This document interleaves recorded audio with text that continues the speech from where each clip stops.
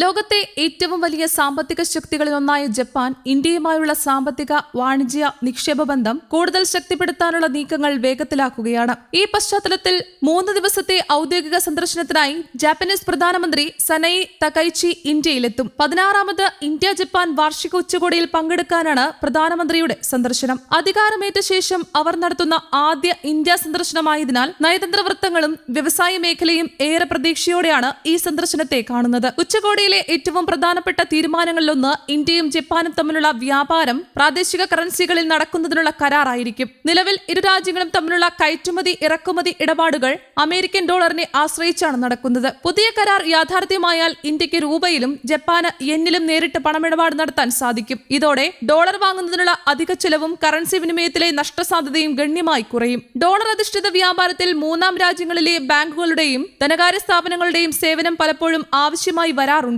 ഇത് ഇടപാടുകൾക്ക് കൂടുതൽ സമയവും ചെലവും ഉണ്ടാക്കുന്നു. എന്നാൽ പ്രാദേശിക കറൻസിയിലുള്ള വ്യാപാര സംവിധാനം നിലവിൽ വന്നാൽ അത്തരം ഇടനിലക്കാരുടെ ആവശ്യം ഒഴിവാക്കാൻ കഴിയും. ജപ്പാനിലെ കമ്പനികൾക്ക് ഇന്ത്യൻ ബാങ്കുകളിൽ പ്രത്യേക അക്കൗണ്ടുകൾ തുറന്ന് രൂപയിൽ ഇടപാടുകൾ നടത്താനും ഇന്ത്യൻ കമ്പനികൾക്ക് യെന്നിൽ നേരിട്ട് പണം സ്വീകരിക്കാനുമുള്ള സംവിധാനമാണ് ലക്ഷ്യമിടുന്നത്. ഈ ഇടപാടുകൾക്ക് ഇരു രാജ്യങ്ങളുടെയും കേന്ദ്ര ബാങ്കുകൾ മേൽനോട്ടം വഹിക്കും. നേരത്തെ ഇന്ത്യയും UAEയും തമ്മിൽ സമാനമായ പ്രാദേശിക കറൻസി വ്യാപാര കരാർ നിലവിൽ വന്നിരുന്നു. ഇതിലൂടെ UAEയിൽ നിന്ന് അസംസ്കൃത എണ്ണ ഉൾപ്പെടെയുള്ള ഉൽപ്പന്നങ്ങൾ വാങ്ങുമ്പോൾ രൂപയിൽ ഇടപാട് നടത്താനുള്ള സാധ്യത ഇന്ത്യക്ക് ലഭിച്ചിട്ടുണ്ട്. ജപ്പാനും ഇന്തോനേഷ്യയും തമ്മിൽ 2019 സമാന കരാർ നിലവിൽ വന്നിരുന്നു. മലേഷ്യയുമായും ഇതേ മാതൃകയിൽ കരാറിലെത്തുന്നതിനുള്ള ചർച്ചകൾ പുരോഗമിക്കുകയാണ്. കഴിഞ്ഞ വർഷം ഇന്ത്യയും ജപ്പാനും തമ്മിലുള്ള വ്യാപാര മൂല്യം ഏകദേശം 770 കോടി അമേരിക്കൻ ഡോളറായിരുന്നു. പ്രാദേശിക കറൻസികളിൽ വ്യാപാരം ആരംഭിക്കുന്നതോടെ ഈ വ്യാപാര മൂല്യം കൂടുതൽ ഉയരുമെന്നാണ് വിലയിരുത്തൽ. ചെറുകിട ഇടത്തരം സ്ഥാപനങ്ങൾക്കും ഇതിലൂടെ അന്താരാഷ്ട്ര വ്യാപാരത്തിൽ കൂടുതൽ സജീവമാകാൻ അവസരം ലഭിക്കും.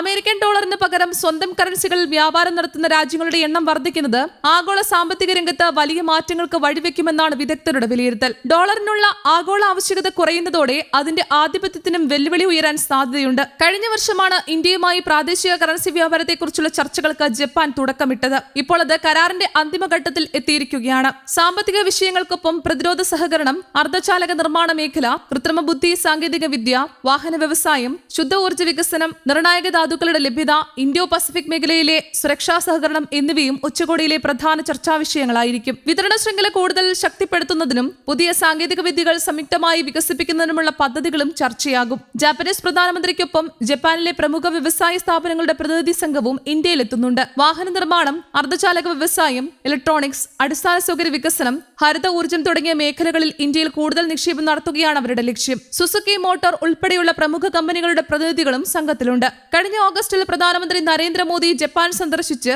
ഉഭയകക്ഷി ബന്ധം കൂടുതൽ ശക്തിപ്പെടുത്തുന്നതിനുള്ള ചർച്ചകൾ നടത്തിയിരുന്നു. തുടർന്ന് 2 ആഴ്ച മുൻപ് G7 ഉച്ചകോടിക്കിടെയും ഇരു നേതാക്കളും കൂടിക്കാഴ്ച നടത്തി വിവിധ വിഷയങ്ങൾ ചർച്ച ചെയ്തിരുന്നു. അതിന്റെ തുടർച്ചയായാണ് ജാപ്പനീസ് പ്രധാനമന്ത്രിയുടെ ന്യൂഡൽഹി സന്ദർശനം. ഇന്ത്യ ജപ്പാൻ ബന്ധത്തെ കൂടുതൽ ഉയർന്ന തലത്തിലേക്ക് എത്തിക്കുന്ന നിർണായക ഉച്ചകോടിയായിരിക്കും ഇത്തവണത്തേതെന്നാണ് നയതന്ത്ര വൃത്തങ്ങളുടെ വിലയിരുത്തൽ. News desk, Kerala Kaumudi.